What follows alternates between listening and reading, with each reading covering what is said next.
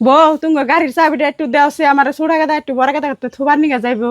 মা ভালো পাই না খারাপ পাই না ওই গাড়ি চাবি আমি দেখাম না। সেজন্যই আমি তুমি তাই পারছি না আমার বড় ফুলাই ভালো আছে তুমি সে। বড় বলা চলে ভালো হয় তাহলে তো ভালো হয়, হে কথা তার আমি শুনবানি গেছে নাই, গাড়ি চাবি দিম না এক কথা। ও বউ বউ না দিলে তার দূর করে নিয়ে না আইডে আইডে আমি যাইকে।